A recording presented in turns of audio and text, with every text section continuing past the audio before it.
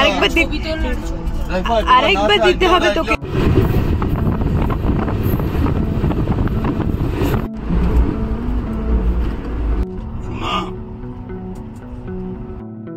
Hello, কৃতিস ওয়ার্ল্ডের নতুন একটি ভিডিওতে আপনাদের স্বাগত জানাই। আমরা চলে এসেছি শালিমার স্টেশনে, আর আজকে যাত্রা করব 18047 অমরাবতী এক্সপ্রেসে। এই মুহূর্তে আমরা 4 বন্ধু ভীষণ এক্সাইটেড। আর এ হচ্ছে দেবমিতা, তারপরে দীপান্বিতা, তারপর রয়েছি আমি, আর সবশেষে যে তার নাম হলো দেবস্মিতা। আমরা ছোটবেলার বন্ধুরা মিলে যাচ্ছি গোয়া। আমরা ট্রেনের মধ্যে উঠে পড়েছি, আর এই রয়েছে আমাদের 4টি বেড যেহেতু আমাদের, তো আমরা দারুণভাবে এনজয় করব জার্নিটা। উপরের বেডগুলোতে রয়েছে বালিশ, কম্বল এবং বেডশিটগুলি।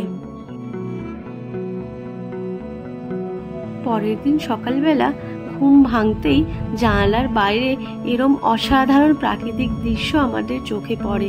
ট্রেন জার্নিতে এটাই তো হচ্ছে সব থেকে বেশি সুন্দর, জানালায় বসে বাইরের সুন্দর প্রাকৃতিক দৃশ্য এনজয় করা।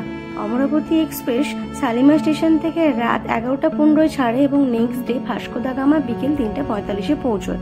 মানডে, টিউসডে, থার্সডে, স্যাটারডে ট্রেনটি চলে, আর এটাই একমাত্র ট্রেন ডিরেক্ট কলকাতা থেকে গোয়া যাওয়ার জন্য। ট্রেনটিতে কিন্তু সব মিলিয়ে 45 ঘন্টার বেশি জার্নি। তাছাড়াও কিন্তু ট্রেনটিতে কোনো প্যান্ট্রি নেই।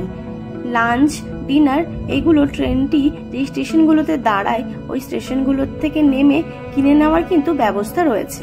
ট্রেনটিতে স্লিপার, থার্ড এসি এবং সেকেন্ড এসি 3টি কোচ রয়েছে, যার টিকিট মূল্য এখানে দেওয়া রয়েছে।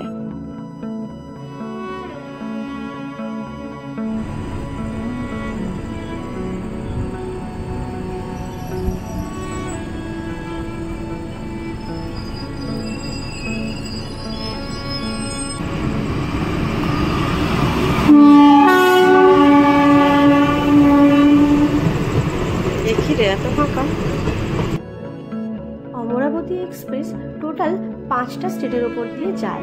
ওয়েস্ট বেঙ্গলের শালিমার স্টেশন থেকে ছাড়ে, তারপর ওড়িশা, অন্ধ্রপ্রদেশ, কর্ণাটকা এবং লাস্টলি গোয়ার ভাস্কো দা গামা স্টেশন গিয়ে পৌঁছয়। অমরাবতী এক্সপ্রেসে আমরা তো গতকাল রাতে চেপেছি, আর এটা আমাদের দ্বিতীয় দিনও প্রায় শেষের পথে। ট্রেনের দরজার কাছে এসে দাঁড়িয়েছি, আর দূরে পাহাড়ের ওপরে এই সুন্দর শহর একটা দেখতে পাচ্ছি। কি যে অপূর্ব দেখতে লাগছে সে আর কি বলবো আপনাদের। এই এত বড় ট্রেন জার্নি আমার কিন্তু প্রথমবার, তাও আবার ছোটবেলার বন্ধুদের সাথে। এ এক দারুণ অভিজ্ঞতা। হচ্ছে ভাই, ট্রেন ছেড়ে দিলে সামনেটা দিয়ে উঠবো।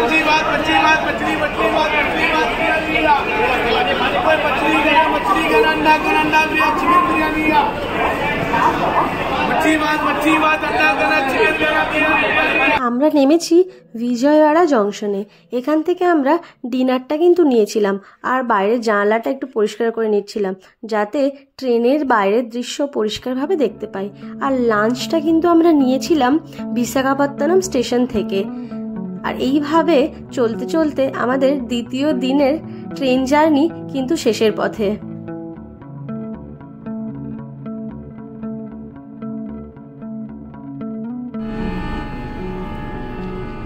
এটা অমরাবতী এক্সপ্রেসে আমাদের তৃতীয় দিনের সকাল। ঘুম থেকে উঠে জানালার বাইরে এরম সুন্দর আকাশ দেখতে পেলাম, মনটা একদম খুশিতে ভরে গেল। আর কয়েকটা ঘন্টার অপেক্ষা, আজকে বিকেলের দিকে আমরা পৌঁছে যাব কিন্তু আমাদের ডেস্টিনেশনে। ট্রেনে জানলার বাইরে তাকাতে তাকাতে কতগুলো ঘন্টা যে কেটে গেল সেটাই হয়তো ভাবছিলাম এখন। ছোটবেলার বন্ধুদের সাথে জার্নি 45 ঘন্টা কাটানো তো কোনো ব্যাপারই নয়, এত গল্প জমে থাকে আমাদের।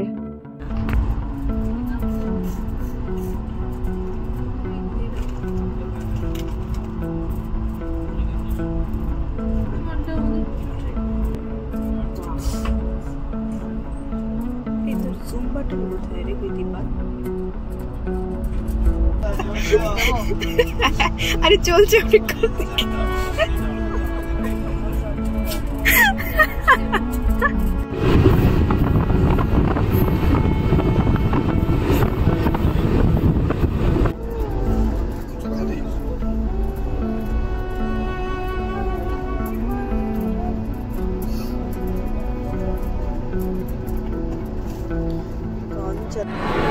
ये क्या नाम है स्टेशन का? हुबली हुबली हुबली की पावा जाच्छिलो बिरयानी और क्या क्या है? वेज पुलाव है, अंडा बिरयानी है। क्या तुम्हें? नहीं ले लिया तो देख रहा है क्या क्या मिलता है।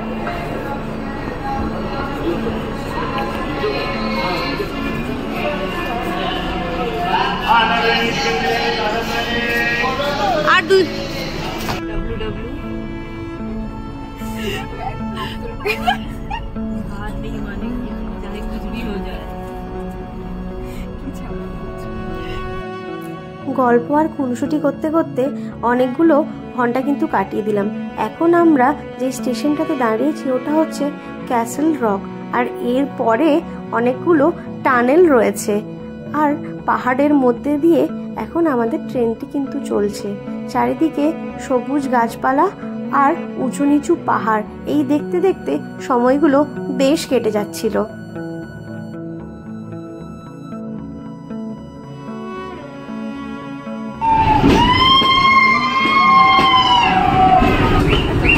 কি আছে রে? পাহাড় না? বেশ শেষ শেষ শেষ শেষ।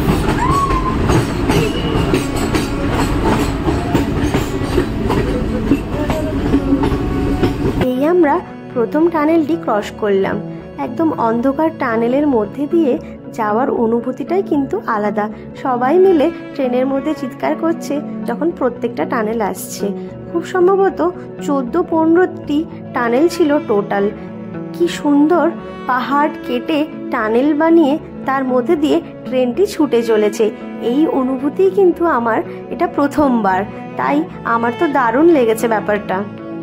প্রত্যেকটা টানেল আসছে আর তারপরে আমরা গুনছি 1 নম্বর টানেল, 2 নম্বর টানেল, এইভাবে গুনতে গুনতে প্রায় 14-15টা টানেলের মধ্যে দিয়ে ট্রেনটি কিন্তু ছুটে চলেছে। প্রত্যেকটা অন্ধকার টানেল পেরোনোর পর যখন বাইরের সবুজ পাহাড় আমাদের চোখে পড়ছে তখন কিন্তু সেই দৃশ্যটা দেখতে দারুণ লাগছে। পাহাড়ের মধ্যে দিয়ে আমাদের ট্রেনটা ছুটে চলেছে আর আমরা এখন অধীর আগ্রহে অপেক্ষা করছি গোয়া ট্রেন জার্নির যেটা সব থেকে আকর্ষণীয় সেইটা, অর্থাৎ দুধসাগর দেখার জন্য। ট্রেনের পাশের এই পাথরগুলি দেখুন, এই কালো বড় বড় পাথরগুলি কেটে কিন্তু ট্রেন লাইনটি তৈরি হচ্ছে। সেটা এই পাথরগুলোর অবস্থা দেখেই কিন্তু আমরা বুঝতে পারছিলাম। ট্রেনটি বাঁশি দিতে দিতে ধীরে ধীরে কিন্তু পাহাড়ের মধ্যে দিয়ে এগিয়ে চলেছে আর আমরা অপেক্ষা করছি দুধসাগর দেখার। দুধসাগর বর্ষাকালে কিন্তু একটা অপূর্ব সুন্দর রূপ ধারণ করে, তখন তার জলের ধারা প্রবল থাকে, তাই অন্যরকম সুন্দর দেখতে লাগে। এখন তো গ্রীষ্মকাল, হয়তো জল একটু কমই থাকবে, কিন্তু তাও আমরা অপেক্ষা করছি এখন দুধসাগর দেখার জন্য। একদম ট্রেনের দরজার কাছে এসে দাঁড়িয়ে রয়েছি।